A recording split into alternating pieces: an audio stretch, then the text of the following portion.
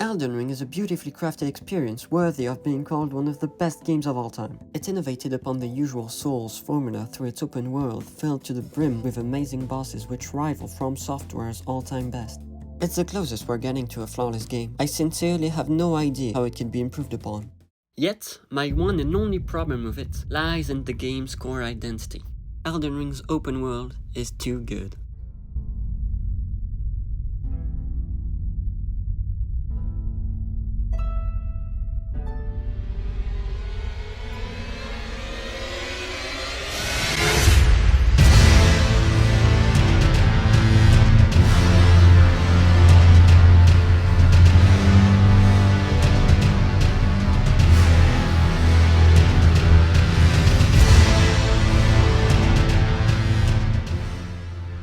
But first, let me tell you about my experience with Souls games prior to Elden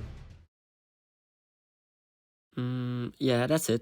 I had always been intrigued by this type of game. The concept of fighting a boss hundreds of times until you come out victorious, then going straight to the next one seemed kind of pointless. I've dabbled in a few games that had some elements akin to those found in the Elden Soulsborne Die Twice genre. This list is mainly composed of Celeste and Kingdom Hearts 3's Remind DLC. 2 years ago, I played Celeste, finished the story, and moved on. It wasn't until earlier last year that I decided I wanted to replay it. So I launched the game, found all strawberries, finished all B-sides, and most of the C-sides. This was a thrilling experience, even though I'm not that good, and most levels took me far longer than I'm willing to admit. But I did it, and I can't wait to find the time to try out Farewell and the final 2 C-sides.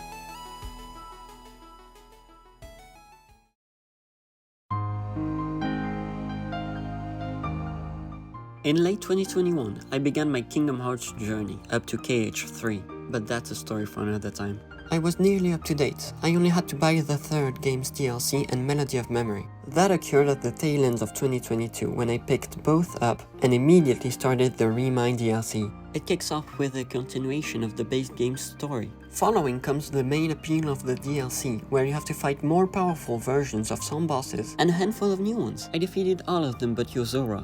This was eye-opening for me. I finally understood where all the excitement for those games came from. It's a constant search for the next time you get to feel that sentiment of perseverance after having tried to achieve something over and over and over and over again. Okay, let's get back to Elden Ring. I bought the game in August to play with my best friend because we were both intrigued by it.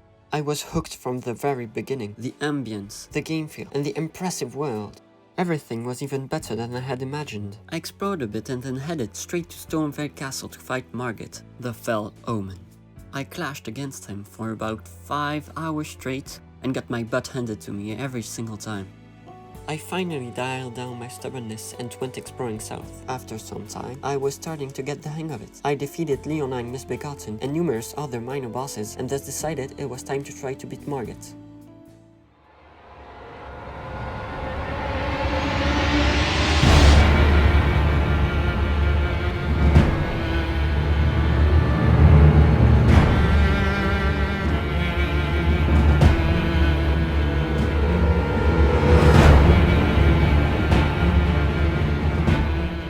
After many attempts, I finally succeeded and moved on to Stormveil Castle.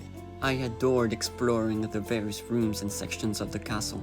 I wanted to visit every nook and cranny of this place, and I was rewarded for doing so. I had practically scouted the whole castle before I decided to delve into the next boss.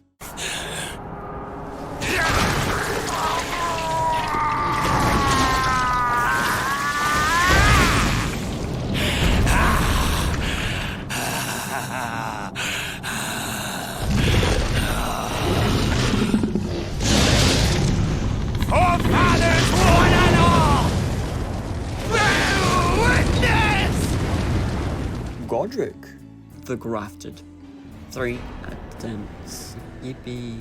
Yeah, not to brag or anything. No, quite the opposite. I thought it was just a fluke, so I let it slide and proceeded to the other regions. From that point on, I figured I would try to defeat as many bosses as I could, regardless of the fact I had just obliterated the primary one in a couple of tries.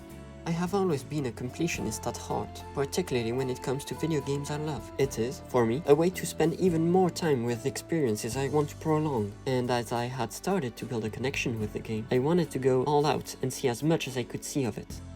This open world is perfect for that purpose. There's always some sort of reward anywhere you could think of searching. This positive reinforcement loop of seeing a cool thing from afar, then getting there only to be greeted by some treasure or a hidden boss is such an addicting concept. I couldn't get enough of this world. This gameplay loop, this fine-tuned environment full of wonder, is the core of my problem with Elden Ring. I entered Liurna with the goal of doing everything I could possibly do in the zone. I killed each side boss. I uncovered as many mysteries as I could and almost fully cleared the whole area. I undoubtedly missed some items and quests due to the densely packed nature of the areas.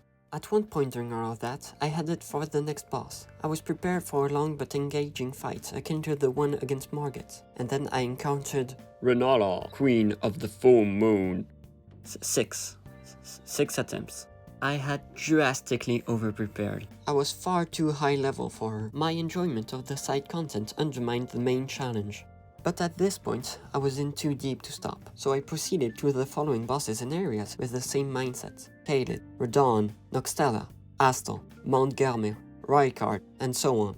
None of which ever brought me the same feeling as Margit did, even if a few came close. Mainly because I'm kind of stupid and I hadn't seen the Serpent Hunter near the entrance, and I thus needlessly struggled for quite some time before noticing it and destroying Rykard quote-unquote first try. But none really captured the thrill of my first fight. I adored the game, yet I really hoped the final bosses would be much tougher challenges, even factoring in some newly gained literal and metaphorical experience. And they delivered. They absolutely compensated for all the other less challenging ones. Malekith, both Morgs, and obviously Melania are notable standouts in terms of their respective mechanics, move patterns, overall design, and difficulty. I can safely say that they far exceeded my expectations. Particularly Melania. Her fight took me hours upon hours and even a couple of days, but it was all worth it due to it feeling so good. It encapsulated the flow state. Once you start learning the pattern, each death is followed by just one thought. Just one more try and I'll get her.